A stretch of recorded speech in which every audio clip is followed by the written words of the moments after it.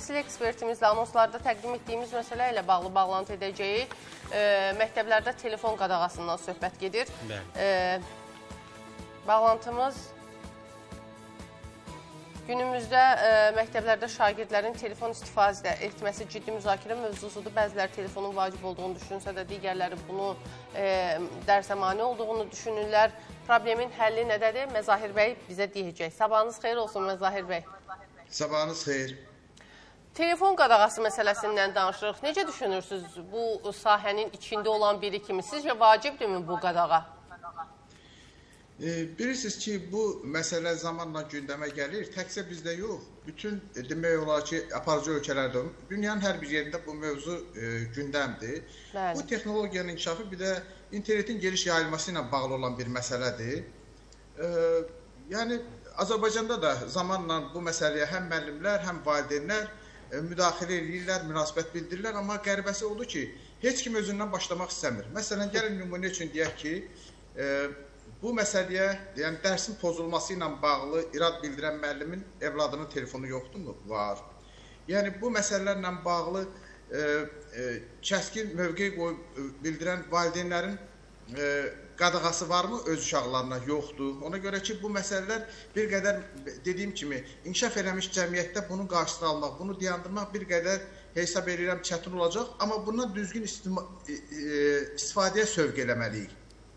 Məsələn, bu məsələ ilə bağlı dəfələrlə müzakirələr olub, amma elə hallar da var ki, məsələn, bəzi məktəblər var ki, bunun qarşısının öhdəsindən gələ biliblər. Məsələn, mən nümunə üçün bir aparıcı liseylərdən birində bunu müşahidə eləmişəm ki, deyək ki, şagirdlər daxil olan kimi sinifə, öz siniflərində bir küncdə xüsusi güşə yaradılıb, ora telefonlarını təhvil verirlər. Dərsin gedişi zamanı, əgər bir müəllimin apardığı müzakirədə vacib bilinən bir element varsa, o halda şagird çox asanlıqla yaxınlaşır ki, mən telefonumu götürüm, orada filan tutaq ki, bir məsələ ilə bağlı münasibətə yenicə baxmışdım. Yəni, onun müzakirəsi gedir, bu da olur, belə deyək də, sağlam nəticə. Yəni, biz ona görə də şagirdlərimizi daha çox istiqamətləndirməliyik ki, buna düzgün istifadə eləsinlər.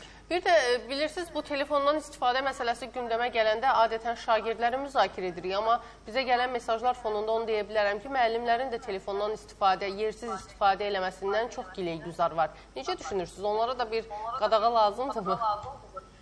Ümumiyyətlə, bu qadağa varsa, bu hamısına tətbiq olunmalıdır. Yəni, həm müəllimə, həm şagirdə. Müəllim iradını bildirir ki, şagird sinifdə, deyək ki, sosial şəbəkəyə girməklə vaxt keçirir, ətrafındakılar da ona sövq edir və dərs mühiti pozulur. Bəli. Amma eyni zamanda bu işlə müəllimlərə də iradlar var. Ki, müəllim tutaq ki, dərsə girəndən məşğul oldu telefonu ilə, filan dərsə vaxt ayıra bilmədi. Bu kimi məsələlər var. Ona görə də yaxşı olar ki, bir mənalı bunun qadağası onsuz da mümkün deyil. Biz istəsək də istəməsək də bu mümkün olmayacaq. Sadəcə olaraq bundan qeyd edədiyim kimi də düzgün, səmərəli istifadəyə yönləndirmək. Həm müəllim, biz inkişaf eləmiş cəmiyyətlərdə də belədir. Məsələn, xarici təcrübə də bunu göstərir. Ən radikal addım bu məsələ ilə bağlı Fransa dövləti atıb. 2018-ci ildə səhv eləmirəmsə, onlar bir mənalı qadağa qoydular ki, telefonu məktəblərə gətirilməsi ilə bağlı. Yəni, digər ölkələr var. Skandinaviya ölkələri var ki, bu məsələdə geniş müzakirələr açırlar. Elə bunu soruşmaq istəyirdim ki, yəni qəti qadağa qoyan ölkələr var yəni dünyada. Yəni, Fransa var, Avstraliya var, İsveç var, Skandinaviya ölkələrinin bəzilərində bu ciddi müzakirə gedir və orada da indi bax bizim elə müzakirə etdiyimiz kimi fikir ayrılıqları var. Siz əvvəllər dünya təcrübəsini öyrənmək üçün mütləq bir ezamiyə olunurdu, xüsusi bir dəstək gedirdi, gedirdilər, öyrənib gəlirdilər, amma indi biz inkişaf eləmiş bir cəmiyyətdə yaşayırıq, internet var. Yəni, internet üzərindən bütün dünya təcrübəsini öyrənmək olur, qanunlarını baxmaq olur. Mən sizə deyim ki, keçmiş pasivet məkanlarının heç birində hələ ki, yəni bizim yaxın qonşu ölkələrin heç birində bu qadağa hələ tətbiq olunmuyor. Siz olunmasının tərəfdarısınız, yoxsa olunmamasının? Necə? Siz hansının tərəfdarısınız, olunsun, yoxsa olunmasın?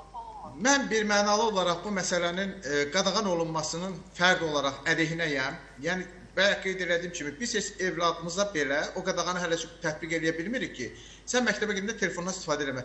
Bir düşünürük ki, bununla əlaqə mütləq lazımdır, şəxsi əlaqə qurmaq üçün.